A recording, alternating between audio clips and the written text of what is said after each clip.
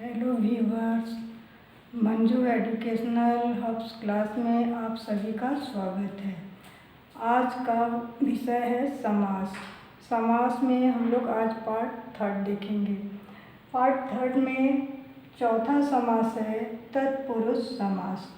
तत्पुरुष समास की परिभाषा हमें यह बताता है कि जिस समास का दूसरा पद प्रधान होता है तथा कारक चिन्ह का लोप होता है, अर्थात लोप यानी दिखाई न देना, उसे हम लोग तत्पुरुष समास कहते हैं।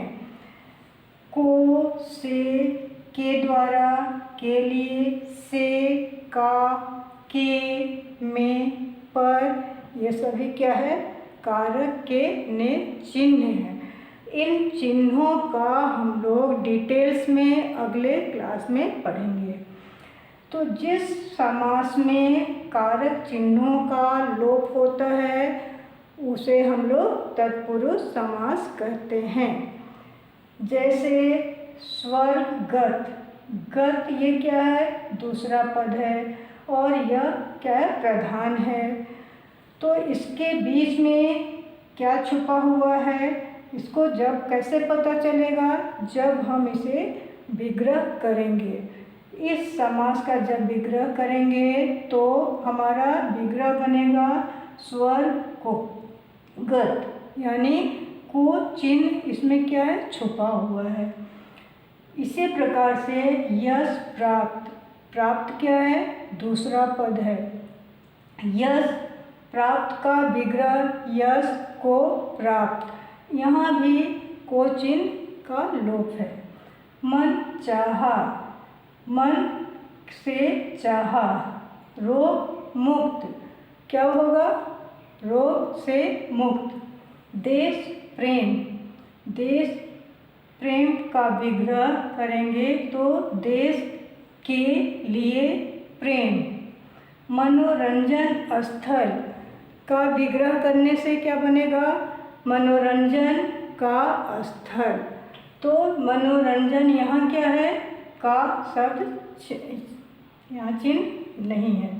माल गाड़ी, माल के लिए गाड़ी।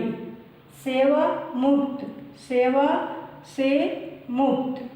विहार वासी, विहार का वासी। जल प्रवाह, जल का प्रवाह। जल मग्न, जल में मग्न। स्कूटर सवार, स्कूटर पर सवार। ठीक है। इस तरह से यहाँ जितने भी एग्जाम्पल्स हैं इसमें कर्ता के ने चिन्हों का लोप है, दिखाई नहीं देता है। तो ऐसे समास को हम लोग तत्पुरुष समास कहते हैं। नेक्स्ट है कर्मधारय समास। कर्मधारय समास का जो पहला पद होता है वह विशेषण होता है और दूसरा पद विशेष्य होता है। पहले हम लोग देखेंगे कि विशेषण किसे कहते हैं। जो संज्ञा या सर्वनाम की विशेषता को बतलाता है उसे विशेषण कहते हैं। दूसरा विशेष्य है, तो जिसके बारे में कहा जाए वह विशेष्य कहलाता है। जैसे मनोहर परिश्रमी लड़का है। मनोहर क्या है? एक व्यक्ति का नाम है। तो संज्ञा किसे कहते हैं? जो वस्तु, व्यक्ति, स्थान के नाम को हम लोग संज्ञा कहते हैं। मनोहर क्या है? यहाँ संज्ञा है। तो मनोहर किस तरह का लड़का है? वह परिश्रमी लड़का है। यहाँ मनोहर के बारे में बताया जा रहा है कि मनोहर जो है वो परिश्रमी लड़का है। तो यहाँ विशेषण भी मनोहर हो गया और चूँकि उसके बारे में बताया जा रहा है कि वह परिश्रमी लड़का है। कौन? मनोहर। तो मनोहर भी क्या है?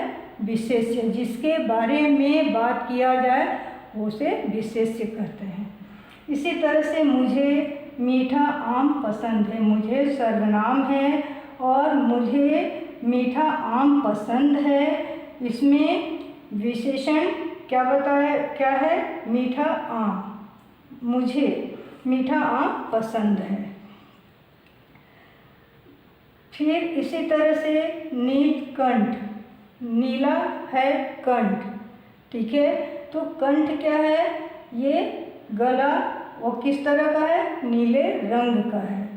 महात्मा, जब विशेषण इसे हम लोग समास विग्रह करते हैं तो महान है आत्मा, तो महान आत्मा की तुलना किसके साथ किया गया है? महानता के साथ। इसी तरह से खलनायक है, नायक की तुलना किसके साथ किया गया है?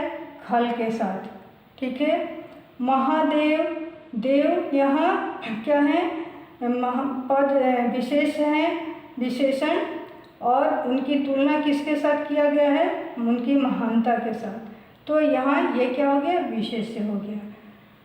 इसी तरह से जहाँ कर्मधारय समास में विशेष और विशेष्य होता है, ठीक उसी प्रकार से उपमेय और उपमेय का भी संबंध इस समास के साथ रहता है। जैसे चंद्रमुख, तो मुख क्या है? उपमेय है, क्योंकि किसके बारे में कहा जा रहा है? मुख के बारे में। जिसके बारे में वर्णन किया जाता है उसे हम लोग उपमेय कहते हैं, और जिसका तुलना जिसके साथ किया जाता है उसे हम लोग उपमान कहते हैं। तो यहाँ मुख की तुलना किसके साथ किया जा रहा है? चंद्रमा के साथ। चंद्रमा के समान मुख, तो इसमें मुख उपमेय हो गया और चंद्र क्या हो गया? उपमान हो गया। ठीक इसी प्रकार से चरण कमल, तो चरण कमल किसके समान है? कमल के समान है। तो यहाँ उपमेय कौन हो गया? कमल, और उपमान क्या हो गया? चरण। इस वीडियो को आप लोग लाइक, सब्सक्राइब और शेयर करना ना भूलें।